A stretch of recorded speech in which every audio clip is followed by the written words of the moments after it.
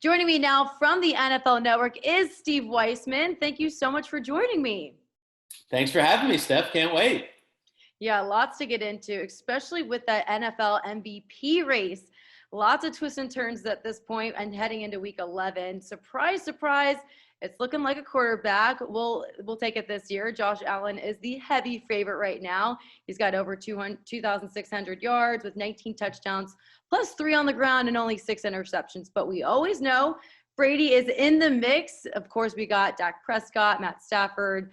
So who are you thinking will take it this time, or who are your top candidates at this point in the season?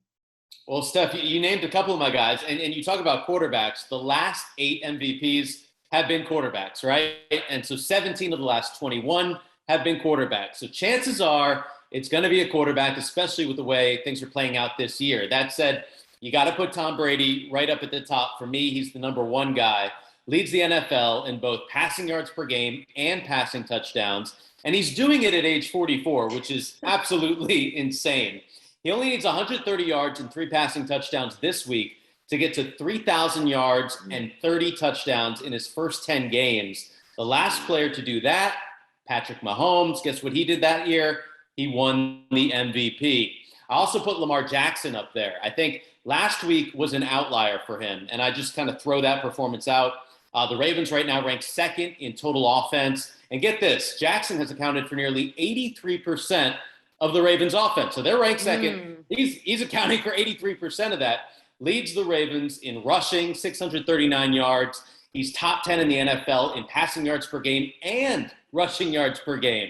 So he's 10th in yards passing per game. He's 9th in yards rushing per game. And that's absolutely insane. Would be the 2nd player in the Super Bowl era to rank top 10 in passing yards and rushing yards for a full season. Randall Cunningham was the only other guy to do that. That was back in 1990. And then I also put, like you said, Josh Allen in my top 3. The Bills are the 2nd-ranked scoring offense, and Josh Allen is averaging the 2nd most passing and rushing yards combined in the NFL this season. So he's right behind Lamar Jackson, one of 5 quarterbacks this year, averaging more than 300 passing and rushing yards combined, and over 20 passing and rushing touchdowns, which is incredible what he's doing with this Bills offense.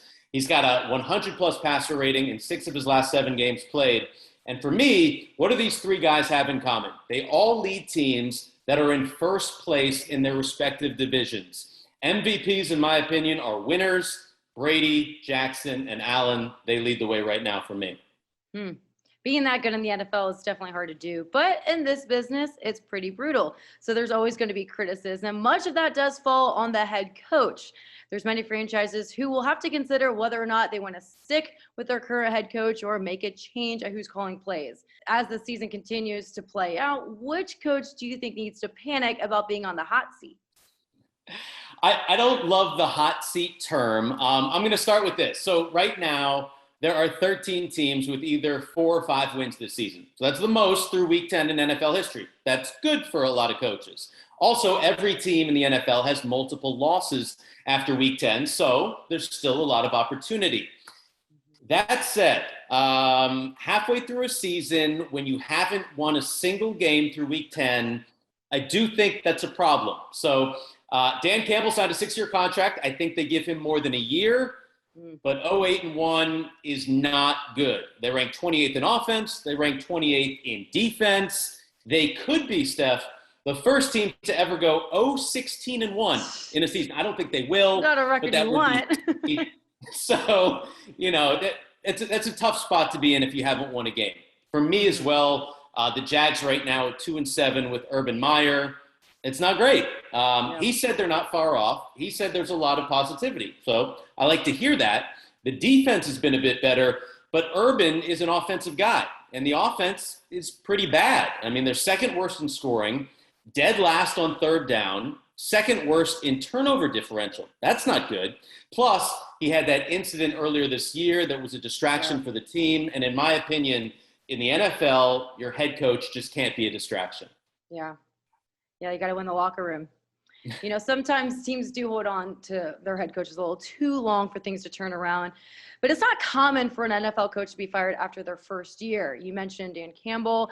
He hasn't won a single game yet. And you also mentioned Urban Meyer, managed 2 in Jacksonville. Also, Arthur Smith has a shot to get to 500 in Thursday Night Football tonight against the Patriots. But is there a chance that a first-year head coach will be a one and done after this season?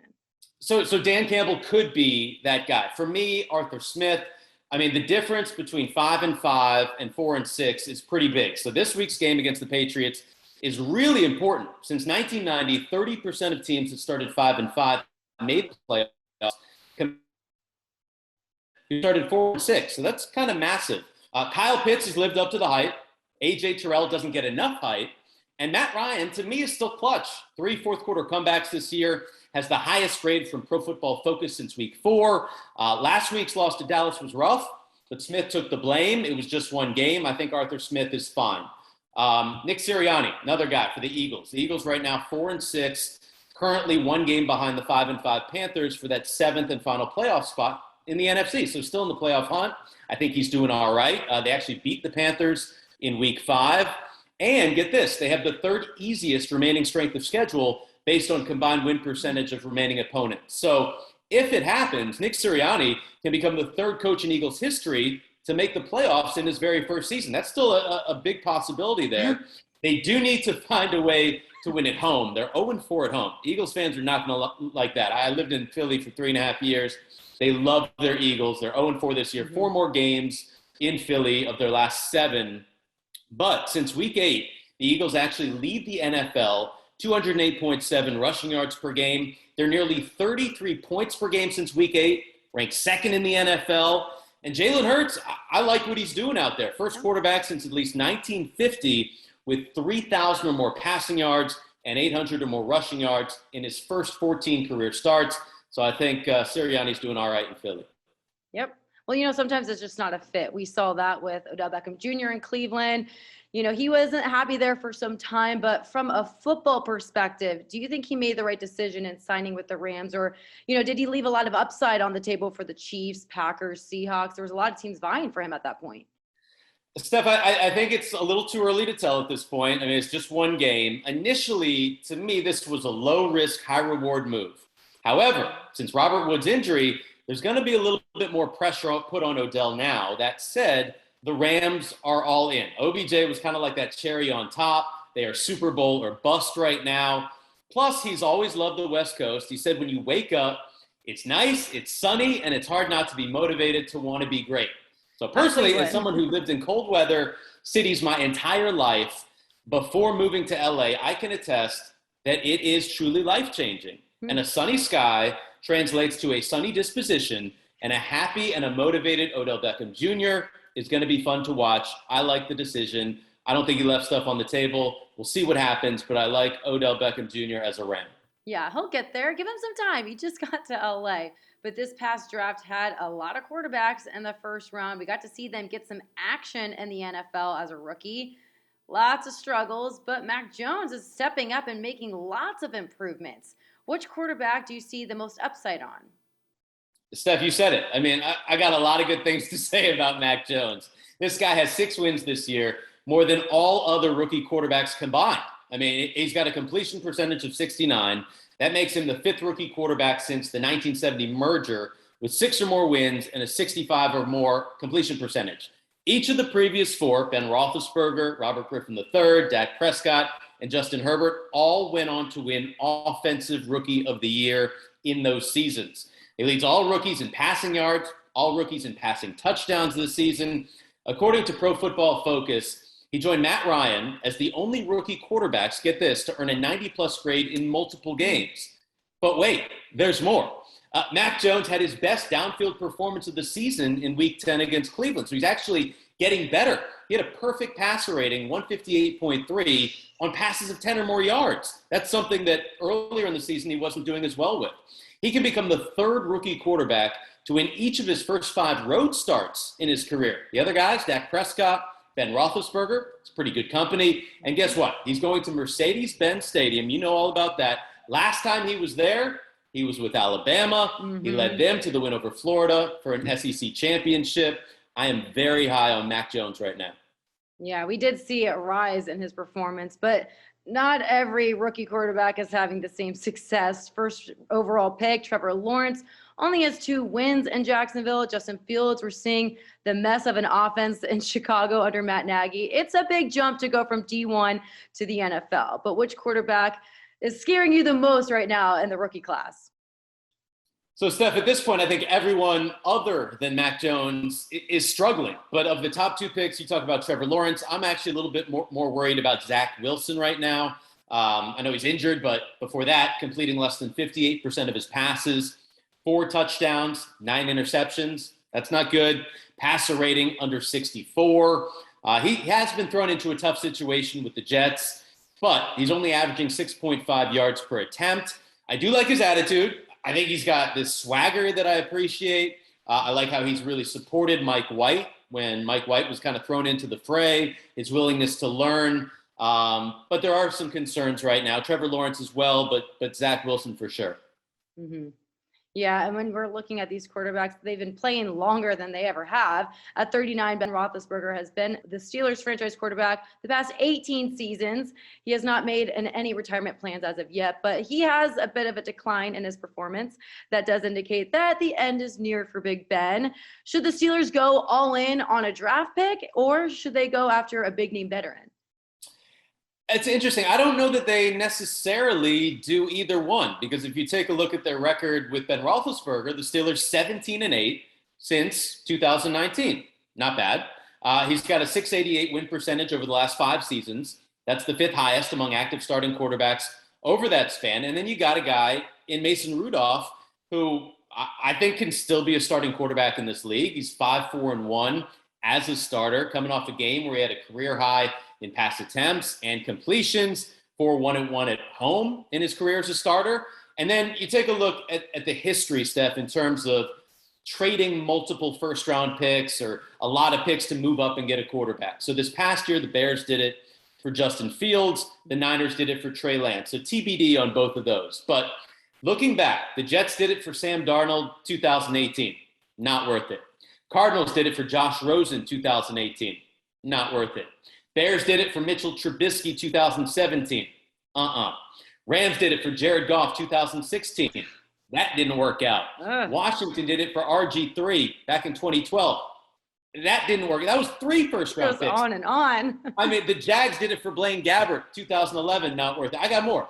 The Eagles did it for Carson Wentz 2016. That didn't work out. There have been 2 unicorns, in my opinion, Steph, and that, of course, the Chiefs, Patrick Mahomes, 2017, absolutely worth it. Guy's an MVP. And the Bills did it for Josh Allen 3 years ago, and that worked out well. But a lot more instances where it didn't work out. And I think you still have more with Big Ben and Mason Rudolph as well. Yeah, it's so hard to predict. But by this point in the season, we would have expected the Chiefs to claim the AFC West. But Mahomes, he has been having an uncharacteristic season. You know, we just talked about him being an MVP, but it hasn't gone too great. But right now, there's no team under 500 in the division. It's pretty close. None of them are even more than 2 games over that mark. So it will be intriguing how that final stretch plays out. But Kansas City did have a blowout win over the Raiders. I'm wondering if that makes them the favorite in the division again, or if there's anyone else still in the race. There's definitely other folks in the race. I'll say this. The good news, they've won 3 in a row, right? And you mentioned the big one. Largest win for the Chiefs this season. Patrick Mahomes, season-high 406 yards. I mean, the Chiefs scored more points in Week 10 than Week 7 to 9 combined. And this was Mahomes' 3rd career game, 400-plus passing yards, 5-plus passing touchdowns. And get this, the previous 2 times he did that, he had 4 more passing touchdowns and a win the following game. So bodes well for what's happening this week. The offense is clicking, and more importantly, Steph, the defense right now is in lockdown mode. I mean, they've only allowed 15.6 points a game in their last 5 games after allowing nearly 33 in the first 5. They were 2-3 in those games, 4-1 in the last. Defense wins championships. Plus, Patrick Mahomes playing like an MVP again. I still like the Titans. I still like the Bills. I still like the Ravens. But right now, the Chiefs are right up there with everybody. Yeah, it's looking pretty open, but it is nice to see them turn their season around. Very much appreciate you joining me and giving the dish on what's going on in the NFL right now. I can't thank you enough, and I hope to see you again. Absolutely. Thanks so much for having me, Steph. And where can everyone find your work? They can find me all over the place. Everywhere, On yeah. NFL Network, they can find me at Tennis Channel. Yep. The rest of this week, I'm hosting TC Live during the ATP Finals. Next week, I'm back on NFL Network. You can always follow me on social media. Twitter is at Steve_Weissman. Instagram is just at Steve Weissman, all one word. And you never know where I'll pop up. I mean, heavy as well. So yes, we'll have you on more. This is my debut here, and it's been fun. So thanks for having me. Yeah, definitely give him a follow just so you can keep up with all of his work. He's making moves here. But thank you again. I really appreciate it, and we will be in touch. Sounds good.